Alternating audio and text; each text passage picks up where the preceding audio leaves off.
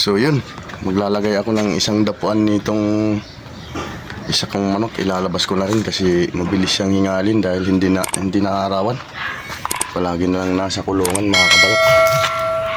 So dito ko maglalagay ng dapuan niya mga kabarok. Ilalabas ko na rin to. Ayan, ilalabas ko na yung ano. Ayan, si Bantam, ilalabas ko yan. Mabilis hingalin kasi hindi naarawan. Dito ako maglalagay ng madadapuan niya katulad doon.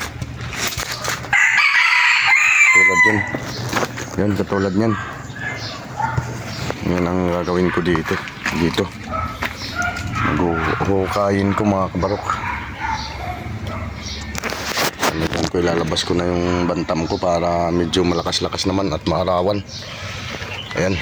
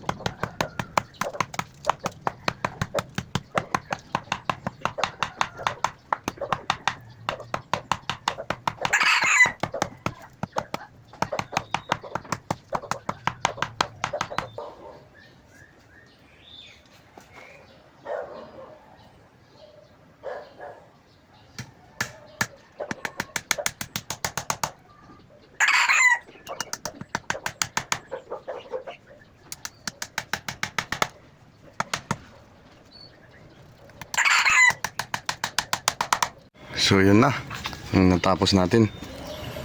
Nalagay na natin yung ating manok para malaman natin kung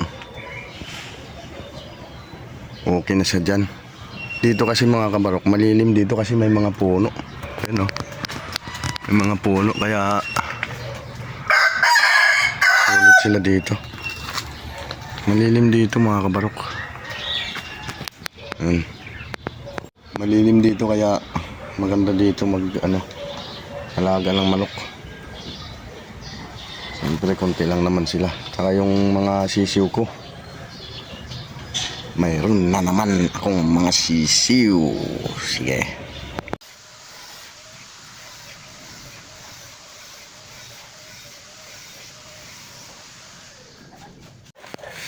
So yun na mga kabarok, kunin na natin. Ilalabas na natin doon. Yan. Kunin na natin.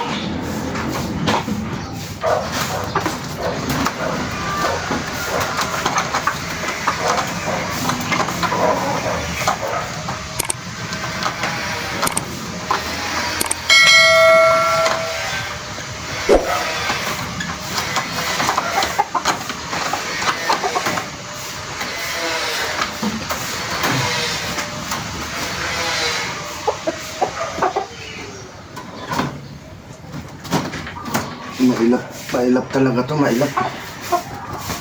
mailap talaga. Ilalagay na natin. Ayan, meron na tayong pantali dito. Ito yung pantali natin. Ito. Ayan na natin.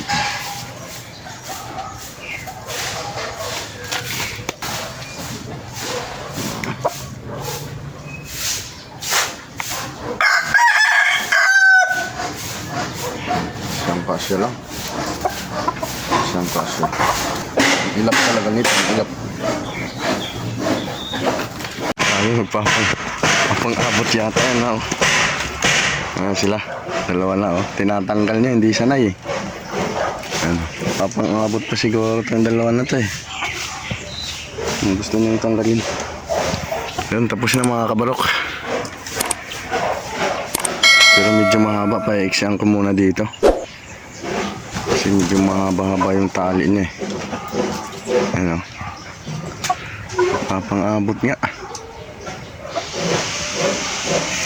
Ano? Natin kung maglaban sila. Yung aabutin.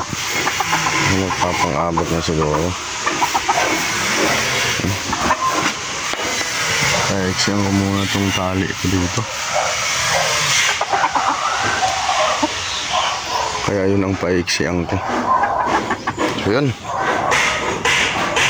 Tapos na rin tayo. Natapos na.